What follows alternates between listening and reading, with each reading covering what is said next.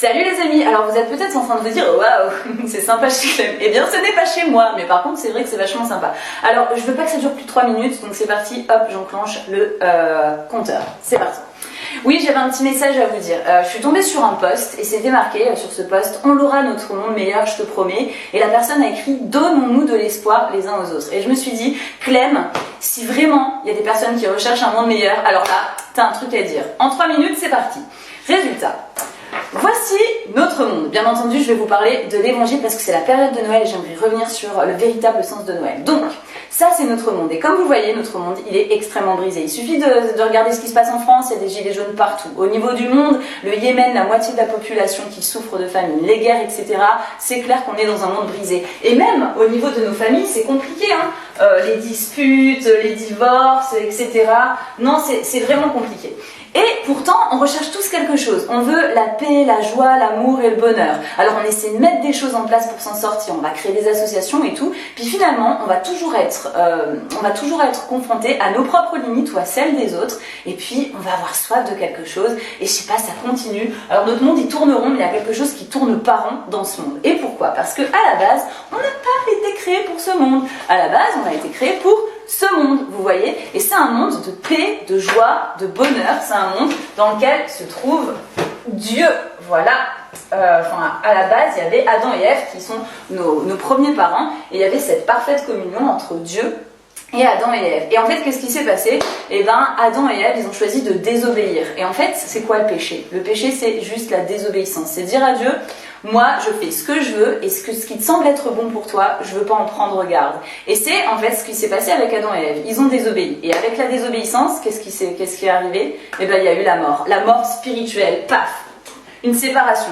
Une impossibilité de communiquer avec Dieu. Donc on recherche quelque chose, on ne sait pas ce qu'on cherche, en fait c'est cette communion avec Dieu, c'est ça qu'on cherche, mais on est séparés, paf, paf, paf. Et donc, la séparation éternelle avec Dieu, elle se prolonge dans quoi? Elle se prolonge dans ce qui s'appelle l'enfer. En fait, l'enfer, c'est rien d'autre qu'une séparation éternelle avec Dieu. C'est la possibilité de ne plus jamais dire: eh oh, s'il te plaît, viens m'aider, c'est fini. Aujourd'hui, on est dans un monde qui est brisé, mais il y a encore le soleil qui se lève, ok? Et Dieu, on peut toujours s'adresser à lui, mais dans l'enfer, il sera plus là, c'est plus possible. Donc, c'est des flammes. Alors, les flammes, vous allez vous dire: mon Dieu, là, elle est en train d'en rajouter, mais c'est vraiment terrible l'enfer, donc je vais pas en rajouter. Voilà, donc qu'est-ce qui s'est passé? Dieu, il veut pas qu'on aille en enfer. Donc, qu'est-ce qu'il a fait? Il a pourvu d'une solution, 2 minutes 38.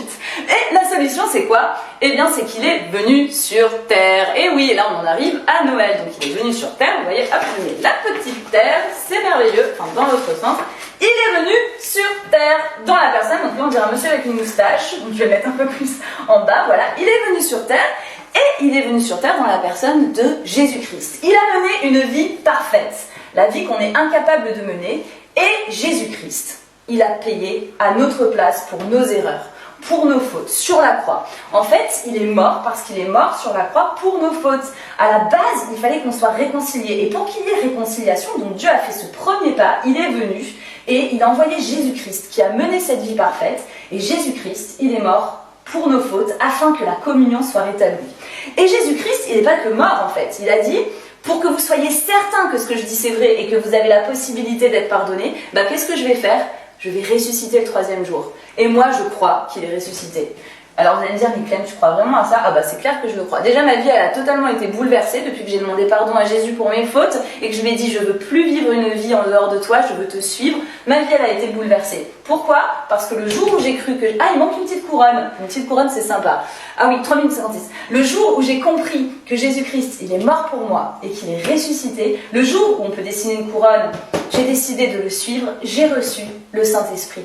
J'ai reçu sa présence dans ma vie et aujourd'hui je ne suis pas parfaite, mais j'arrive à pouvoir passer des épreuves aussi, comme tout le monde, on en a tous, mais avec la paix dans mon cœur.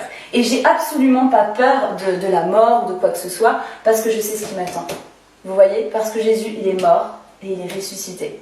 Voilà, donc ça, c'est la bonne nouvelle, c'est l'espérance. Donc vous voyez, un monde meilleur, il existe. C'est ce qui s'appelle, c'est le paradis. Voilà, j'espère que ça vous a apporté de l'espérance. Et si vous avez des questions, je suis dispo. Par contre, j'ai pas réussi en 3 minutes, 4:38.